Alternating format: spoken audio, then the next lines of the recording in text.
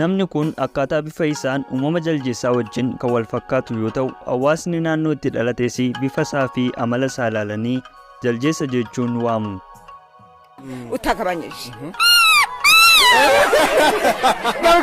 Kana qofas osoo hin taane namaa fi jaldeessa irraa dhalate jechuun yaadu. Haa ta'u malee gara dhumaatti wanti yaadamne tokko ta'eera. Kabajamtoota daawwattoota Naatoo akkam jirtu? Ara seenaa ajaa'iba dhalootaa Zaanzimaan yookaan ammoo nama jaldeessa fakkaatu kana kan waliin ilaalluudha. Garam viidiyoon irraaf qabadhee dhufetti osoo hin darbiin dura namoonni chaanaalii kanaaf haaraa taatan subscribe gochuun maatii Naatootaa viidiyoo ajaa'ibsiisoo ta'anis daawwadha. Akkasumas viidiyoon kun daawwattanii isinitti toleera yoo ta'e ammoo like gochuun na cina dhaabbadhaa na jajjabeessaa.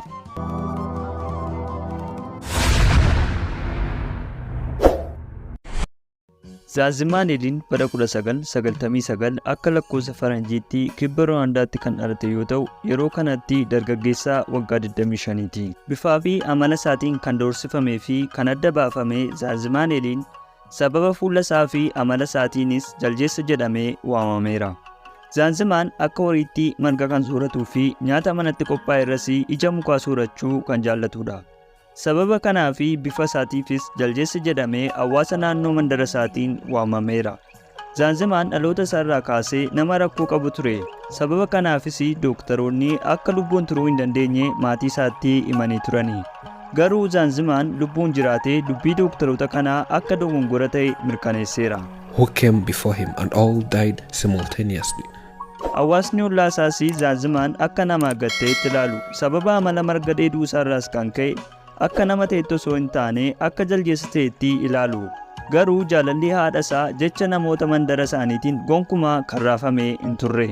Harmeen Zaanzimaan waa'ee mucaa ishee akkas jettee dubbatti. She says that this boy came from heaven as a gift from God. Ani fi abbaan warraan koo yeroo wajjin jiraachaa turretti daa'ima si'a 5 argachuuf yaallee turre. Haa ta'u malee daa'imni nuti argachaa turre lubbuun kan turanii hin turre. Yeroo dhalatanittis baay'ee otoo hin turinii kan du'an turani. Yeroo kanaanii fi abbaan warraan koo baay'ee gaddine. Sababa daa'imni nuuf dhalattee guddachuu diddeefis Waaqayyoon jilgeeffannee akkas jennee kadhanne. Yaa Waaqa, daa'ima lubbuun turuu danda'u nuuf laadhu. Daa'imni kun wanta fedhes haa ta'u nuuf laadhu. Yoo qaama miidhamaa ta'es nuuf laadhu. Nuti gammachuudhaan guddisnaa. Ati qofti daa'ima lubbuun turuu danda'u nuuf laadhu jennee Waaqayyoon kadhanne. Waaqayyos kadhata keenya nuuf dhaga'ee deebii kadhata keenyaas daa'ima kana nuuf kenne. Daa'imni kunis yeroo dhalateetti mataan isaa baay'ee xiqqoo ta'urraa kan ka'e hanga kubbaa teenis kan ga'u ture. He was born smaller in size and his head was as small as a tennis ball. The head was too small and Ani fi abbaan manaa koos akka daa'ima kanaan duraa nu jalaa du'anii inni kunis nu jalaa du'aa jennee yaaddofnee turre. Haa ta'u malee inni hanga irratti darbee lubbuun jiraachuu danda'eera. Garuu ammoo yeroo inni dhalatee xiqqoo turettis wanti yaadamne tokko ta'eera. Innis abbaan warraan koo kan boqoteedha. Yeroo kana kaasee jireenyi koo qormaataan kan guutameedha jetti.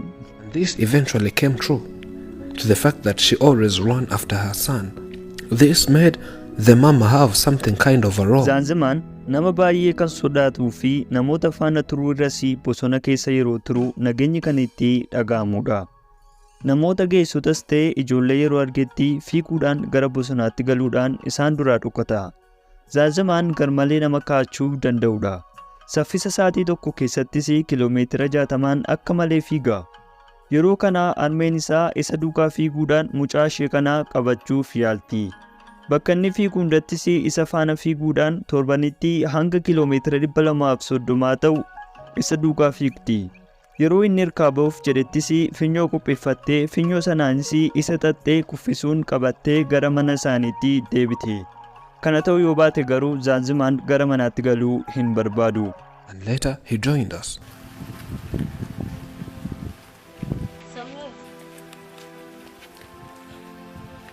Gaaffii gaazexeessonni maaliif jaldeessa jettanii waamtu jedhanii hawaasa naannoo isaanii gaafataniifis akkas jedhan. Mucaan kun wanta tokko iyyuu hin danda'u. Wanta inni danda'u yoo jiraate fiiguu fi fiiguu qofa. Kana alatti dubbachuus ta'e wanta danda'umaa tokko iyyuu hin qabu. Amalli isaas ammoo akka mala bineeldotaati. Marga soorata. Wanta bilchaateetti kennames kamuu hin nyaatu. Qooda kanaas ija mukaa soorachuu jaallata. Keessumatti ammoo muuzii hedduu jaallata. Akkasumas baala soorachuu jaallata. Amalli isaa kunis akka nama sirrii hin taane nutti agarsiiseera jedhan. He was born with people and lives with the villagers. Ijoolleen mandaraa isaa yeroo isa arganitti isa duukaa fiiguu fi iyyaa isa duukaa deemuun isa rukuchuun akka uumama adda arganitti isa laaluun jireenya guyyaa guyyaa Zanzimaaniiti. He does is run in the field when one approaches him.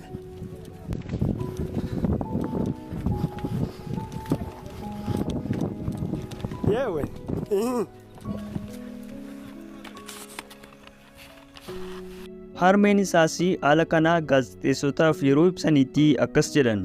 Namoonni mucaakuu kana akka inni nama hin taanetti ilaalu. Jaldeessa yookaan goorillaa jedhanii waamu. Ijoollota qofas osoo hin taane namoonni beekuudha jedhaman illee akkas jedhanii waamu. Kun ammoo baay'ee na aarsa. Akkasumas kun baay'ee natti dhaga'ama. Yeroo mucaan koo deemee deebi'u gaafa ijoollee ollaatanis reebamee yeroo hunda itti iyyaa jaldeessa jechaa duukaa deeman kun baay'ee na gaddisiisa. Ani garuu mucaa koo kana hundumaarrayyuu caalchiseen jaalladha.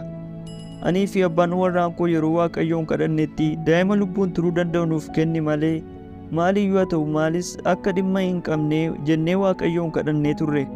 Kanaafis mucaan koo kun Waaqarraa yoo naaf kennamuu baate kennaa Waaqaas ta'uu yoo baate kennaa eenyu ta'uu danda'a ree jettee gaaffii isaanii gaaffiin deebisteef. The Jungle Boy. Zanzimaan yeroo fiilmiin kun waraabamaa turetti baay'ee ogeessota fiilmii kanaa kan rakkisedha. Waraabbiidhaafis isa qopheessuu fi hanga sa'aatii 3 olii kan itti fudhatedha. Sababiin isaas ammoo Zanzimaan fiigee gara bosonaatti galuudhaan baay'ee kan isaan rakkisedha.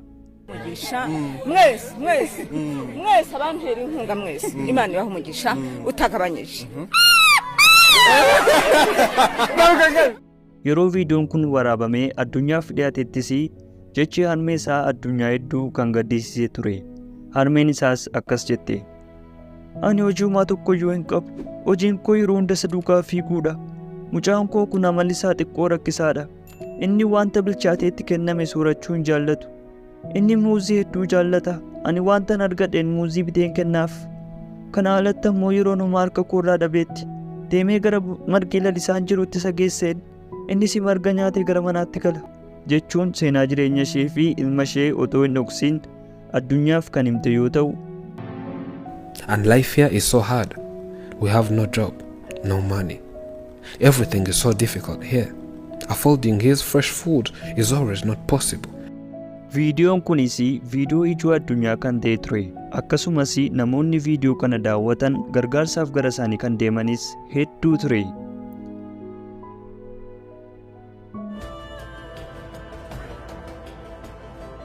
Our second visit, we brought hope to this family.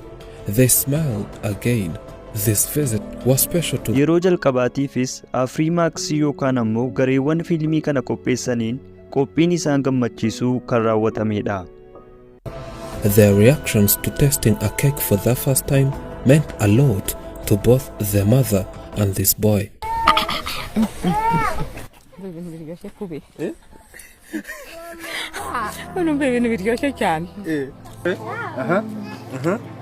Maqaa isaatii fi harmee isaatiinis goofandimiin kan baname yoo ta'u golee addunyaa hundarraas maallaqni hedduun gara akkaawuntii isaanii kan seenedha.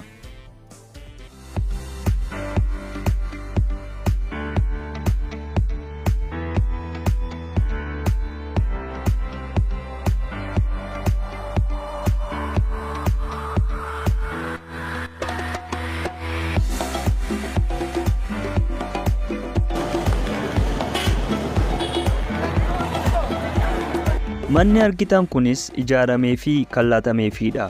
Akkasumas saawwi isaan ilmatanii kallaatameefidha.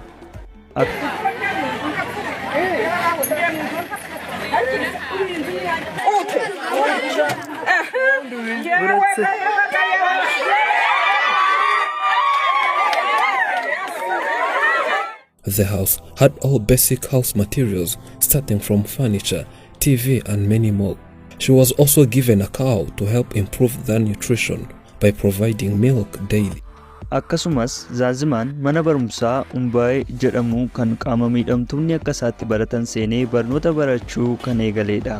Well, for the boy to be taken to such a school which helps disabled children and other normal children, it required a lot of money since caring and teaching these children is a difficult task. Zaazimaan akka namoonni jedhanii namaa fi jaldeessa irraa kan dhalate osoo hin taane dhibee maayikirooseepaalii jedhamuun kan miidhameedha. Dhibeen kunis daa'imman yeroo dhalatanitti mataa xiqqoo qabatanii akka dhalatan kan godhuudha. Dhibeen kunis mataa daa'imman dhalatanii keessaanis ta'e alaan guddina kan dhorkuudha.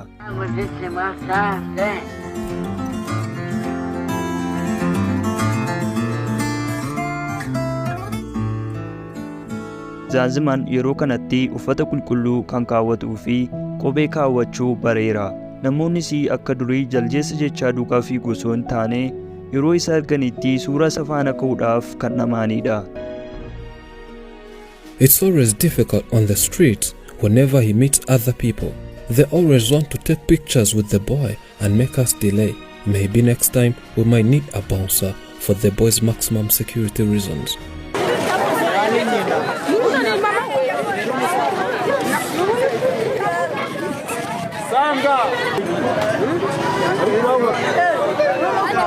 Hawwiin harmee isaas kan guutameefidha. Innis Zaazimaan sammuun isaa barnootaaf kan ta'u miti jedhamee barnoota kan dhorkame ture. Yeroo inni daree barnootaa seenee baratu arguun baay'ee kan ishee gammachiisedha.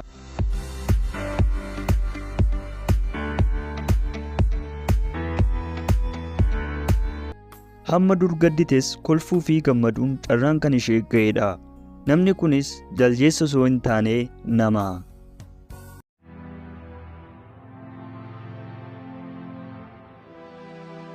Today we're taking Sanzimana early to school as it's what the mother said to be the last wish.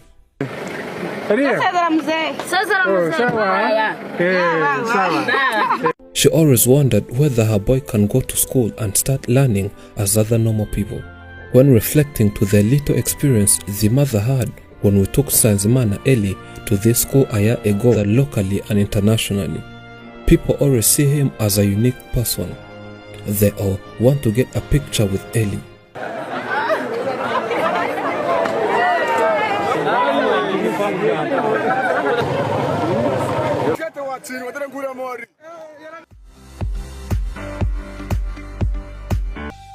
Hayyee kabajamtoota daawwattoota Naatoo viidiyoon seenaa ajaa'ibaa Zaazimaan Elii kana fakkaata ture. Waaqni seenaa namaa jijjiiruu akka danda'u viidiyoo kanarraa baranneerra jedhee yaada. Namoonni viidiyoo kana jaallatan like gochuun na jajjabeessaa. Warreen chaanaalii kanaaf haaraa taatan ammoo subscribe gochuun maatii ta'a. Torban viidiyoo mata duree biraan wal agarraa. Wanta hanga dhumaatti daawwattaniif hedduu galatoomaa. Torban gaarii isiniif haa ta'u.